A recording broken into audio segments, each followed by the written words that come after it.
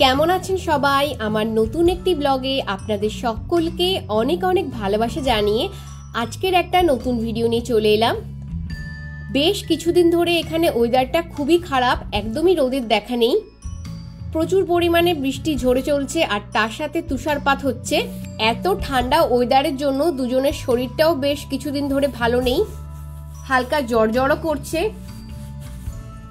বাইরে যেহেতু বৃষ্টি পড়ছে সেই জন্য আমার ইচ্ছা হচ্ছিল আজকে যদি ফুচকা না হলে চপ হাতের কাছে পাওয়া যায়,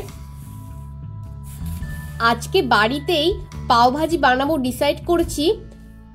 পাওভাজি আমার হাজবেন্ডের খুব প্রিয়, অবশ্য আমি কোনোদিন খাইনি, এই প্রথমবার জাপানে এসে আমাদেরই ফ্ল্যাটে একজন মহারাষ্ট্রের ফ্যামিলি থাকে, তারা আমাকে খাইয়েছিল, তখন থেকে এই রেসিপিটা আমার খুব ভালো লেগে গেছে।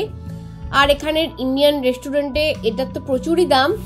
যেহেতু আজকে ঘরোয়া সমস্ত উপকরণ দিয়েই আজকের পাওভাজিটা বানাবো, বেশি যদি খাওয়া হয়ে যায় পাওভাজি ভয়ের কোনো ব্যাপার নেই। এর আগে একবার এটা বানিয়েছিলাম আমি, তখন খুব ভালো ফল পেয়েছিলাম, তাই ভাবলাম আজকে আবার যখন বানাচ্ছি আপনাদের সাথে তাহলে শেয়ার করি। খুব সামান্য উপকরণ লাগে কিন্তু স্বাদে একদম অনন্য। বেশি করে কাঁচা লঙ্কা, পেঁয়াজ, দুটো টমেটো আর 2 কোয়া রসুন নিয়েছি আর অল্প একটু আদা। এবার সবকিছুকে মিক্সিতে দিয়ে সামান্য একটু জল দিয়ে ভালো করে একটা পেস্ট বানিয়ে নেব। সবজিগুলো আমার সেদ্ধ হয়ে গেছে, ভাবলাম চটপট করে এবার রান্নাটা সেরে নিই।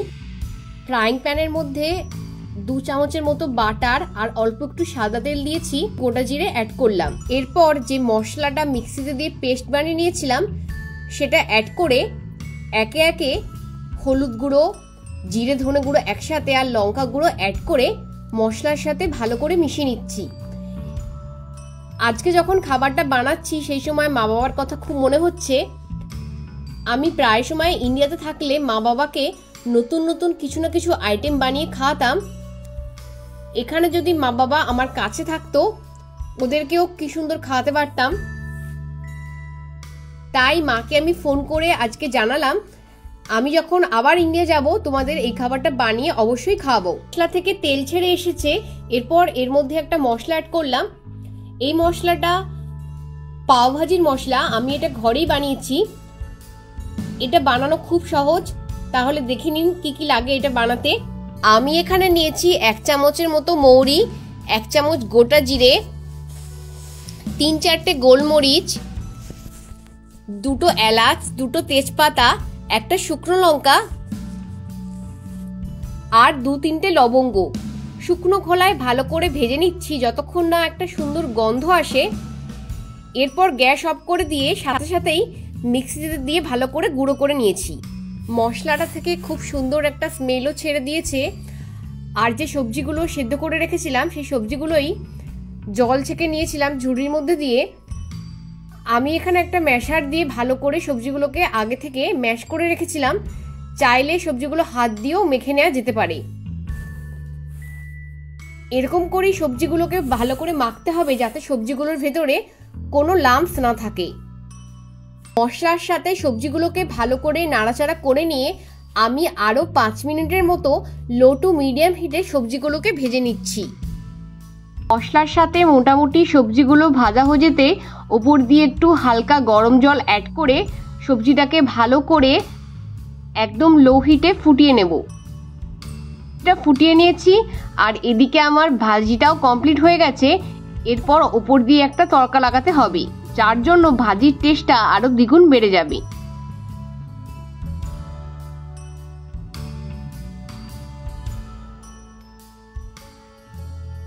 একটা ফ্রাইং প্যানের মধ্যে বেশ কিছুটা আমি বাটার গরম করতে বসিয়ে দিয়েছি। বেশি করে পাওভাজির যে মশলাটা বানিয়েছিলাম সেটা অ্যাড করলাম, অল্প একটু কাসুরি মেথি। এরপর পাউরুটিটা দিয়ে মশলার সাথে ওই 1.5 মিনিটের মতো একদিকটা ভেজে নিয়ে অন্য দিকটা উল্টে নেব। এই বাটার, কাসুরি মেথি, পাওভাজি মশলা সব কিছু মিলে এত সুন্দর একটা স্মেল ছাড়ছে, মনে হচ্ছে আমি যেন রাস্তার ধারে পাওভাজির স্টলের সামনে দাঁড়িয়েছি। পাওভাজির তড়কাটা লাগানোর জন্য একটা ফ্রাইং প্যানের মধ্যে বেশ কিছুটা বাটার নিয়েছি, এর মধ্যে দিলাম অল্প একটু কসুরি মেথি আর পাওভাজি মশলা। তারপরে ভালো করে নাড়াচাড়া করে নিয়ে ভাজির ওপর দিয়ে ঢেলে দিচ্ছি। যেটা রেডি হয়ে যেতে ওপর দিয়ে অল্প একটু বাটার আর বেশি করে একটু লঙ্কা দিয়ে গার্নিশ করে নিলাম। হাজব্যান্ডকে দিলাম বানিয়ে নেওয়ার পর টেস্ট করানোর জন্য। তো ওর থেকে শুনে নি ওর কেমন লাগছে। বলো তো খেয়ে কেমন লাগছে? ভালো টেস্ট হয়েছে। এই যে বললো না ওর ভালো লেগেছে, এটাই শুনে অনেকটাই তৃপ্তি, কেননা এটা বানাতে অনেকটাই বেশি টাইম লাগে। দুজনে মিলে সুন্দরভাবে পাওভাজিটা এনজয় করার পর আমি চলে এলাম আমাদেরই বাড়ির সামনের রাস্তায় বরফ নিয়ে এনজয় করার জন্য।